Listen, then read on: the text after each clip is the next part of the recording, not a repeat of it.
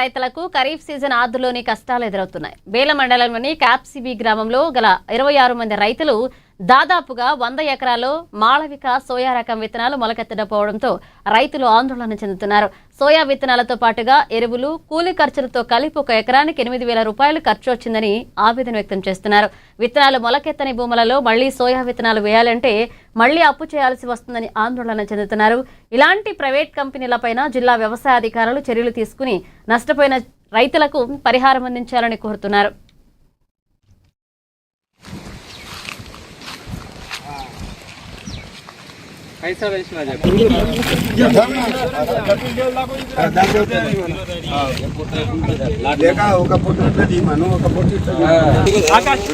Flat number bit number అని ఇంకా కోత మీద ఉండే మన దగ్గర కూడా ఉన్నాయి కానీ మనం తెచ్చింది అదే కదా.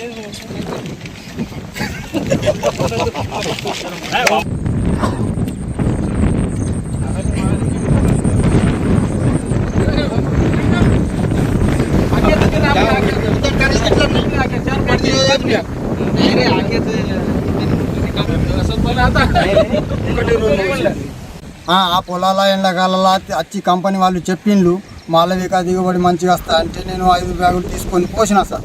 పోయిస్తే అది పోయింది. మళ్ళా తర్వాత 5 బ్యాగులు తీసుకొని పోసిన, అది కూడా మొదలు మీరే చూసిండ్రు.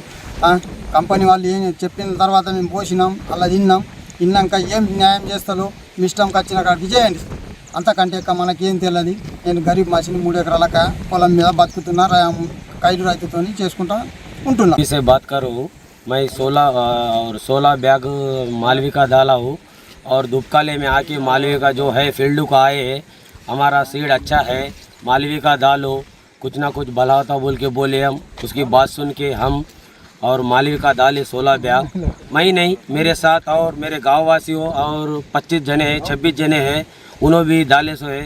हम साल को एक बार फसल निकालते हैं और अभी है ना हम सर पकड़ के है मालविका डबल भी डाले, वो भी नहीं आया। हमारे को कुछ ना कुछ भरपाई देना बोल के हम सोच रहे, नहीं तो हम धरना करेंगे। ऐसा हमारी काश्तकार की यूनियन है।